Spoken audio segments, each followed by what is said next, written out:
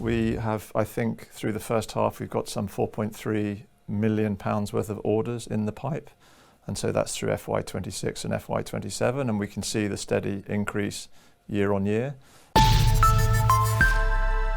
Hello, you're watching Proactive. Joining me in the studio today is Rob Shepherd. He's Financial Director at Fornax. Rob, very good to have you in the studio. Hi, Stephen. Thank you. So, Rob, you're up with results this week, and the investor reaction really focused on last year's performance, but those numbers reflect a very different business to what we see today. Take us through what's happened over the past 5 months.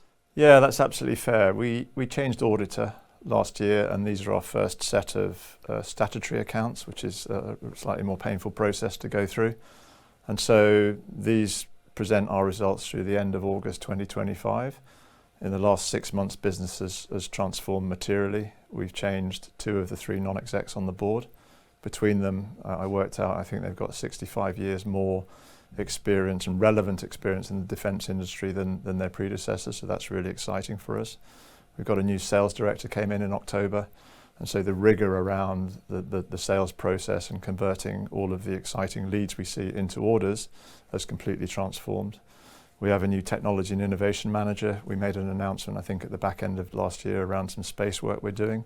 That was really his initiative, and there are a number of others in the pipeline. And then our managing director has now taken effective day-to-day control of the operational business from August last year. So, yeah, again, whilst the headlines are around what we delivered through August 25, we're talking about a fundamentally different business now.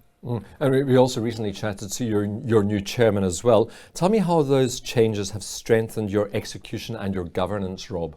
Particularly governance, right? You know, we as execs, we got what happened post-IPO. We've sort of strengthened the way we work, and I always argue, I've been in and around public companies a lot. We could function quite well without a non-executive board, but that's not the way things work, and we've got a very good and solid institutional investor base. It's very important that we have that monthly challenge, the oversight, particularly around finance. Richard Smith, who's come in, has previously been CFO of a number of very large defence companies, so the rigour that he applies, the questions he asks, it's really important because we want to demonstrate to our investors that we're doing things properly, and so they can just focus on that delivery as opposed to worrying about, are we reporting correctly internally, do we have the right processes?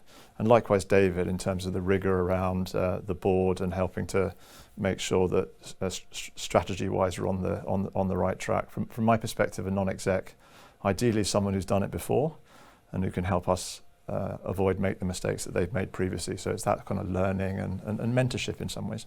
Rob, you're forecasting at least a 40% uplift in sales this year, and that's despite delays to the Defence Investment Plan, or DIP as it's known. What underpins that confidence? So it's the order book we've built. We have, I think, through the first half, we've got some £4.3 million worth of orders in the pipe. And so that's through FY26 and FY27, and we can see the steady increase year on year. And it's the engagement with customers. I think it's important to see what comes out of the DIP, the investment plan, but that's all focused on what's coming into the top of the hopper and what big programs are we spending money on. But in the near term, we're working very hard with our extremely blue chip customer base to find opportunities that almost that do stand up despite the political uncertainty. The political uncertainty, once it clears around, we're going to spend money on this, and this, and that's the real upside for us. I mean, you've got several major agreements ready to execute once that DIP is published, Rob. How quickly could these convert into revenue once the green light comes? Very quickly, because what I'm learning from defence is whilst the start date is often delayed, the end date is not.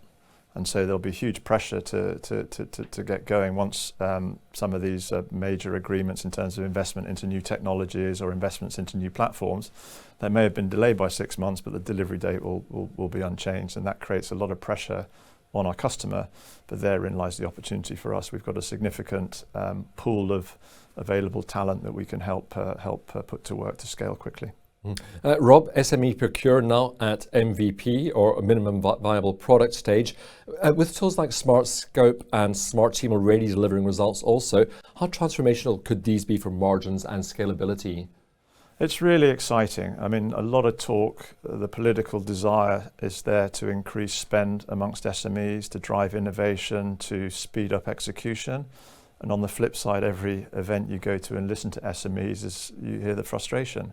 And I sit there and I listen, and I think we've got a product that can help deal with that, can actually bring buyers and match them to sellers, reduce the cost to procure, reduce the time to procure.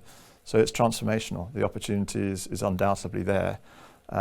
It's not without its challenges in terms of getting it to delivery, but it's our DNA, right?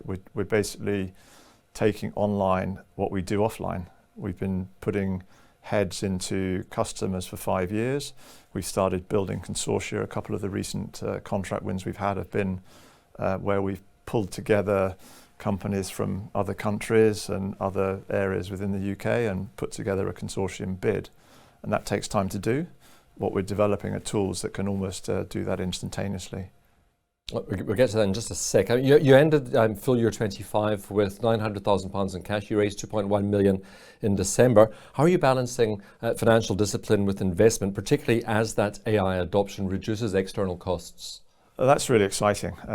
We're small. We're 24 people, I think. And so we're ready to scale. We can deliver a lot more from that existing base. And what we're able to do, and I've got personal experiences using tools to reduce certainly some of the value adding is the wrong term, non-fee generating services, right? So in terms of some of the professional services externally, we're not spending money because we're doing it ourselves. We're using tools to help us do that.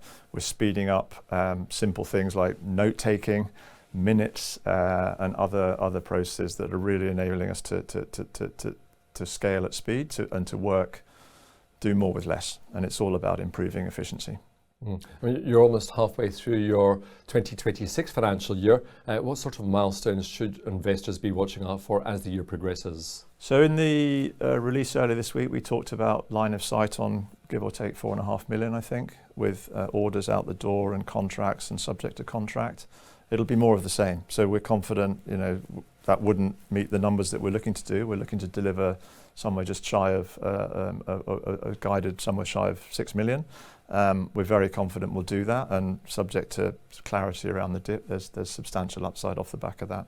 But it's really more of the same in terms of contract wins, the new customers we're winning. We'll obviously make sure we'll do what we can to communicate as and when with our investors. I hope you'll continue to keep us updated with your progress. Thank you so much for coming in today. Thanks. That's Rob Shepherd. He's Finance Director at RC Fornax.